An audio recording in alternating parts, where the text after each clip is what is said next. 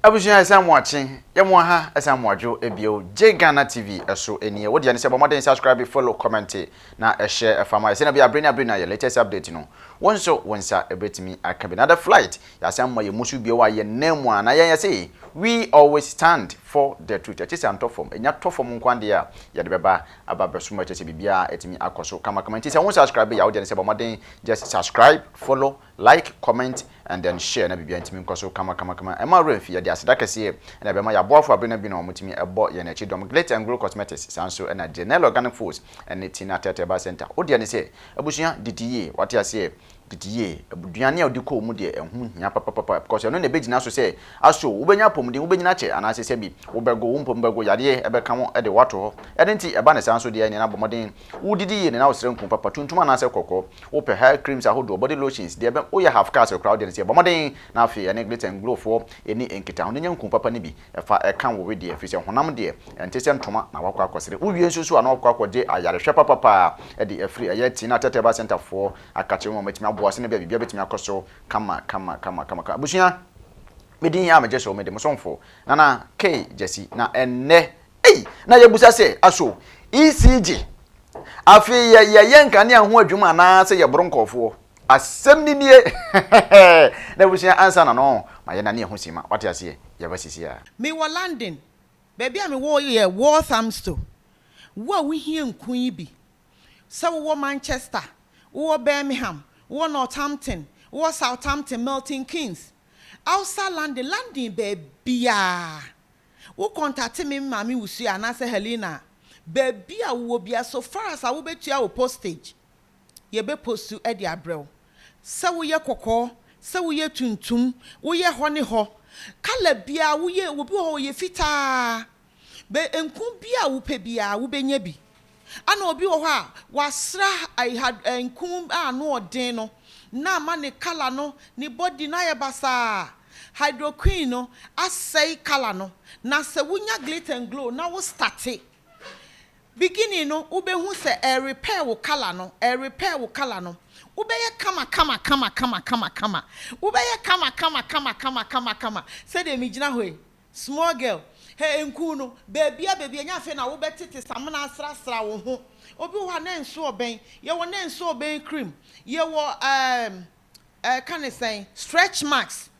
bibia anom ye wo whitening wo se wo a wo ye kokko wo ye fita wo pese wo ye fita bibia wo pa wo hwi wo ringe Santiago kra anase na brown wo Ghana enkun bia wo pe bia wo benya bi na me de me kan landing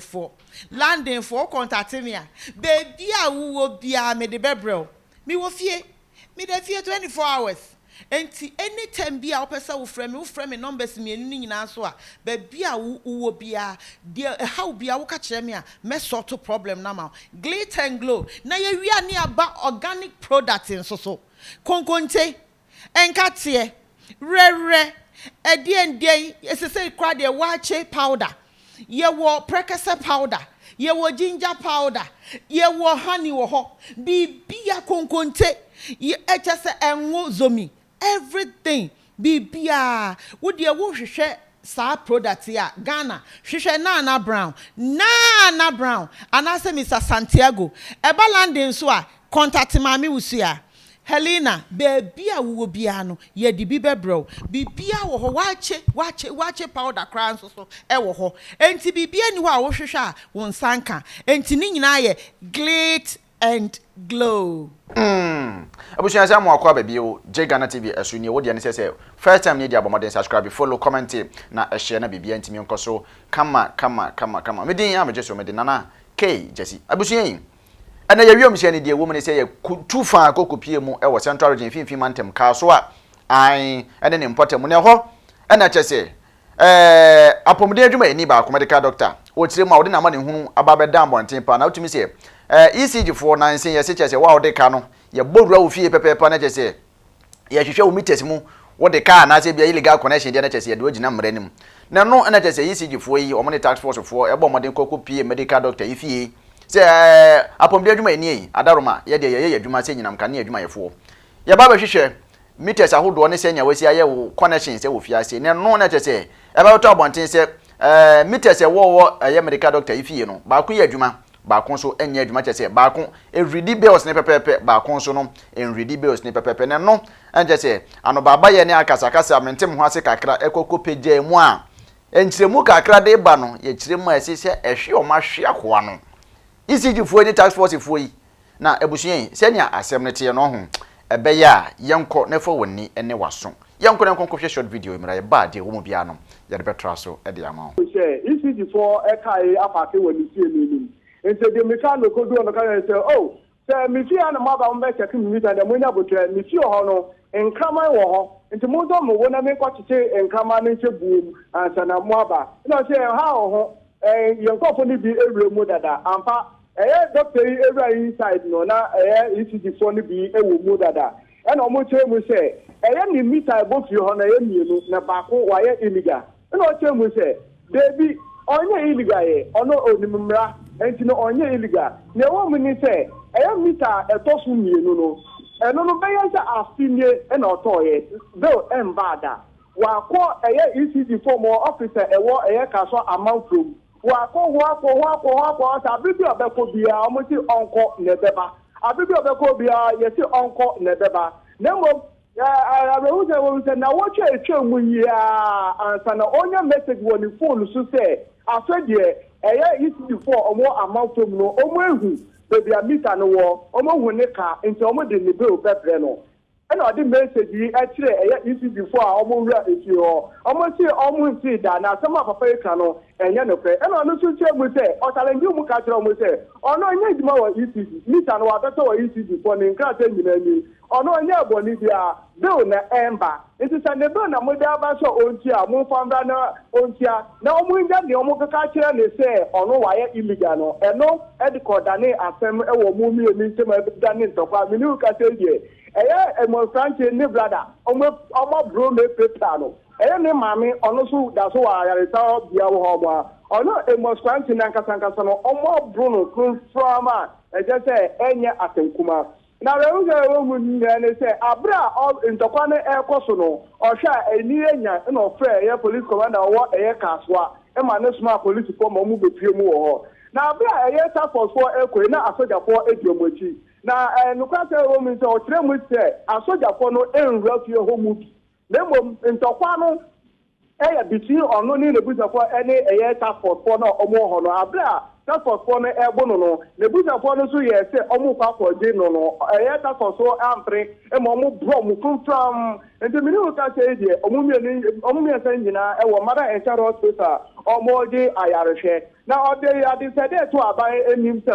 on can say ECG for more workers so I say enya ne nko na za o hawe aba no so na wona mo wo kakraba down kakraba junction kaso amount from omo nyina dodo na ewo meter best ebi wo abe nke mienu ni bill mbaye nke ba ko bill mbaye bi wo boso miensa bill mbaye enta de sede no reto aba enim ECG for omo ba fi ho be yes ade ne de enimenimu ya omo nhwe na omo choma so enye sapa de ono enti ate na bra ntokwa we etwa mu wie no de ono cheche mu ntokwa ni etwa mu wie no is portal for ne ka so chi no e koma ye soja for ne wa bonti ni se anka omo fa ne nko tum na mo abra omo de ni pi abonti na soja for ne ka se debi enye sa na mra ne tire yanka se yembe bu nkofo enti omo nsan je ni mu omo je ni mu an this ma na police for commander small mo so mo nko efie ho no omo ba ya omo be fa ya branch no be fie mu e wo ayaresa bia ho enti so o temi say nye police for be fie mu wo ho mo anka onim de ebesi na fe so o so titi san ko fo ka say soja for be fie ho no e de omo sa ekeka no o ti o ka to pi say soja for no enka won omo bo no ho task force for omo di ECG for na echi no e na bo no medical doctor no oyusu meters mienu ana yes meter mienu e woni fie ho na ba ko de bill eba na de to so mienu a wa koto no e na bill emba na task force no wo mo kwa na soja fo di omachi hey bongo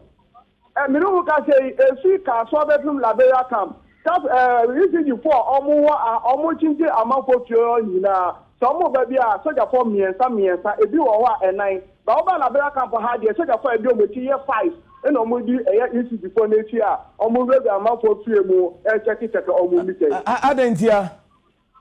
I mean, say soja ban. Say soja ban.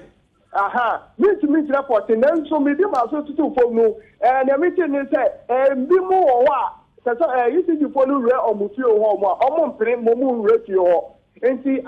da ni ntokwa e wo mu ntem ebi wo so mu tube hwe issue before no pa ye ma no ko mu bidiem. Enti na omodi soja for no edi omoti no eno ya asem a metisi e wo na je say ehu na eno ne asem no eno ene asem no na no pay ya na je say obi ane na adwuma na emom no Ghana ha emra e wo ha papa otimi say ebi mu e de mra hwe mo nsem a che say frakadam azan kokroko kalebule e na che say e koso sebi ebusunya ye nyina ye nhwe na amagana ntimi fa no tuma pamfra sa na ekoso ntia na wonso waye ahweye ye di aseda kase na ebema ya boafo abrena bi na omtimi ebo ye achi edom Glit and Glow Cosmetics and so na General Organic Foods and Tina Teteba Center audience DDA stenku papa na fe kuna kwadwo apom de hwehwe mu nyina efa free Tina Teteba Center for akache na bibia ntimi nkoso kama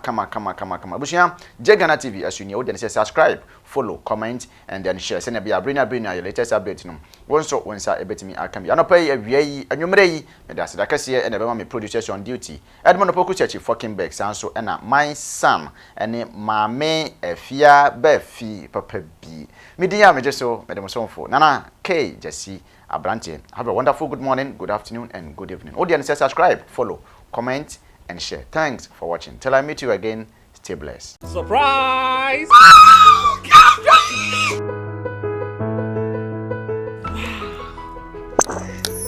Congratulations, madam. I'm looking forward for a good business deal. It's my pleasure. And let you besi. Ain't you wanting a miku epia on me fie? Excuse me, madam. I am a business partner. Mami ke be bin show. Kinaata venike no. Se wo yusu a esiesie ho e ma ho ye kama, e ma wo ye obe mua. Je na ko try she. Thank you. Kinaata Venike. Kinaata Venike is an oral tonic for maintaining vaginal hygiene, not recommended for children below 12 years. Pregnant or lactating mothers should consult a doctor.